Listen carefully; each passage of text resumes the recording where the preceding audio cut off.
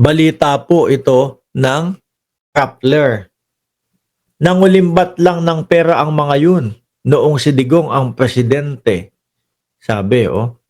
Tapos, walang nagawa ng magandang proyekto mga yun. At sabi naman ni Maylin, si Sar, sabi po ni Mayor Vico, si Alpha and Omega at si Timothy Construction is isa lang ang may-ari. Yun ay ang mga diskaya sa pas. Nakalaban ni Vico Soto yan, di ba?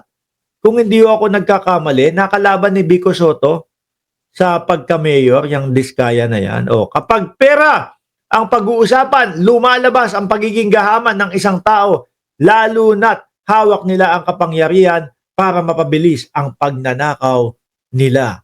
Sabi ni Shiro Kansaki, 12 billion pala. Laki. Bulacan? Yung sa insertion na nakita? No? Mapapamura ka kay Cheese. Grabe ang kapal na mukha. O game, umpisahan natin to. Ito po ay ibinalita po ng Rappler, mga boss chief amo, sir. Ano po? Ang sabi ho dito, aray ko, ano ba to? Pagtanaw ng utang na loob ba ito? Ano? Ang sabi ho dito, mga kababayan, Cheese Escuderos top campaign donor bags 516 billion in flood control project. Sabi ho, mga kababayan, ng Rappler. Grabe, ano?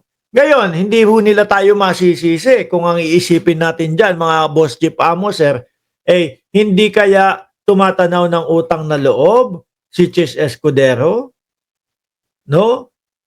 Doon sa mga donor o yung mga nagbigay ng pera para sa kanyang pangangampanya. Ito, hindi ko sinasabi na sa sitwasyon nila Cheese Escudero ito. Pero meron po, mga kababayan, na mga magi-invest, yung mga negosyante at kung sino-sino pa, mga drug lord, mga kung ano-ano pa, magi-invest sa politiko. Tatamnan po nila ng pera para panggastos po sa pangangampanya. Syempre ano po ang kapalit nun pagka nakaupo na sila? Protection. Para maproteksyonan po yung kanilang negosyo. Para maproteksyonan po yung mga illegal na mga ginagawa nila. Uulitin ko mga kababayan, yung example ko na po na yan, hindi po yan tungkol kay Cheese Escudero. Pero meron pong mga ganong sitwasyon na pondohan mo yan si malakas yan. Sa susunod na eleksyon, mananalo yan. Pwede mong maging backup yan. Pwede mong maging sandalan yan para doon sa mga illegal na ginagawa mo. Di ba? Ganun ho, mga kababayan. Kaya tayo, hindi natin maiwasang mag-isip. Hindi kaya itong kay Cheese Escudero na ilan yan, no? Cheese Escudero's top campaign donors bags 5.16 billion in flood control project. Ang tanong, nagawa ba ng maayos? Natupad ba o nangyari ba na nagkaroon ng flood control ho, mga kababayan?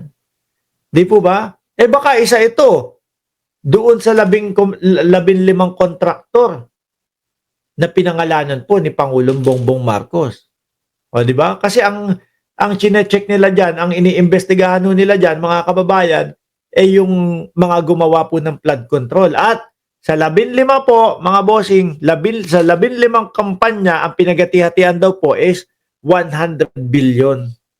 Sabi ni Neng Gigi, di ba nga si Atong Ang 2 beses nag-try magbigay ng pera kay PBBM pero decline niya, no? Alam niya siguro puro illegal ang ginagawa ni Atong Ang. Oho, ganyan. Di ba? Yung talagang popondohan nila. Para kapag kadating po ng panahon na kami naman ang mga ngailangan, maniningil na kami, hindi mo kami matatanggihan. Tsaka yung si Buloyski diba, tingin ko, kaya din yan, tumulong doon sa kampanya. Si Buloyski, kilala nyo pa po ba si Buloyski? Huwag nyo sabihin nakalimutan nyo na ho. Si Buloyski, yung may-ari ho ng sanlibutan. Si Buloyski, yung may-ari ng universe. At si Buloyski din ho, yung pipindot ng vibrator, mga kababayan. Hindi kasi sa sobrang tagal nang nakakulong, eh, baka nakakalimutan nyo na kaya pinapaalala ko lang. Si Buloyski din, no, eh meron siyang doorknob na diamante. Oh, yun po si Buloyski, no? Kaya wag nyo kakalimutan. Ang tingin ko ho dyan, kaya naman ho sumuporta kay Pangulong Bongbong Marcos yan, eh baka akala niya, kapag ka dumating yung punto na iyan na, aarestuhin na siya o gusto niya siyang kuhanin ng Estados Unidos, eh pipigilan ni Pangulong Bongbong Marcos. Hindi. Si Buloyski, yung may Palmolive girls. Totoo. Sabi ni Joel, si Joel Q, buhay pa pala si Kibbs? Oo, buhay pa yun. Ano ka ba? No, nandun lang sa Oblo, nagpapahinga. Araw-araw nakapahinga yun. Biruin mo, pagkalaki-laki nung kanyang kingdom, tapos nandoon sa Oblo, nagsisiksik sa maliit na kulungan. Saklap, ano? Kaya tayo, mga kababayan, wag ho natin hahayaan na magkaroon tayo ng mga reklamo ng mga ganyan ho, mga boss chief amo sir, no? Padala si Buloy ng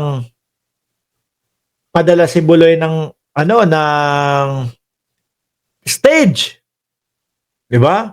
Nagpadala ng mga speaker, nagpadala ng mga nung mga babaeng sasayaw-sayaw doon sa harapan at kakanta-kanta ng nasaan ang 20 pesos na bugas. Ngayon hindi na humakanta ng mga chicks ni Buloyski yan. O ng mga babaeng tagasayaw ni Buloyski. Bakit to? Kasi ang sabi nila, nasaan ng 20 pesos na bigas? Eh ayan nga ho ngayon. Meron na pong 20 pesos na bigas, mga kababayan. Umiyak naman po ang ating vice-presidente.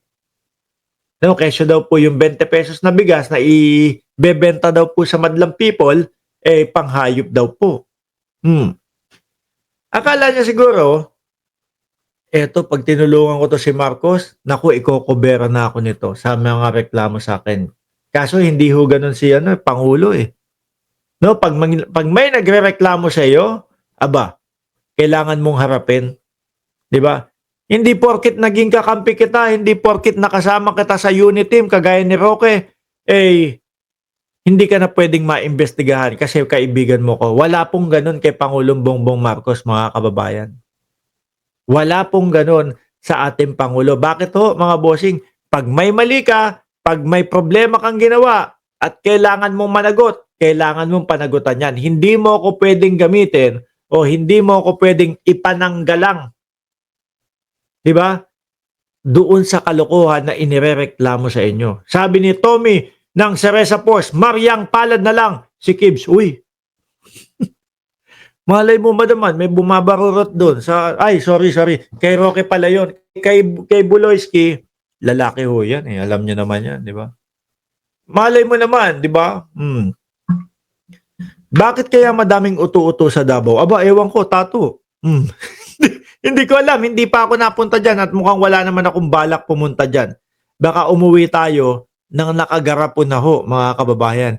Ang hanapin now ay yung sinabi ni Marcoleta sa kampanya na libreng 2,000 bill. O Marcoleta, may naghahagilap na dito nung libreng 2,000 pisong kuryente mo.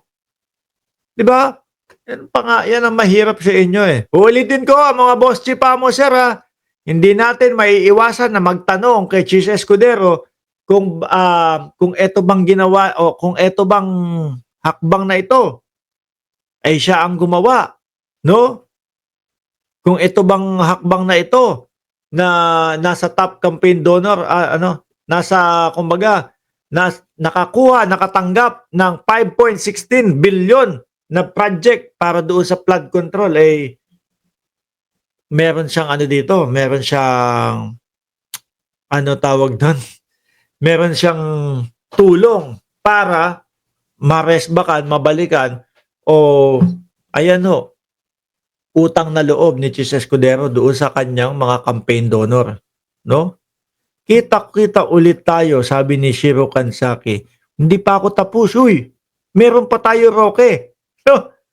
Sana ang Quadcom mag-imbestiga kung may koneksyon sila Chis at Sara at iba pang kaalyansa ng mga Duterte kung magkakasabwat sila sa nakawan ng pera ng bayan at iba pang illegal na gawain.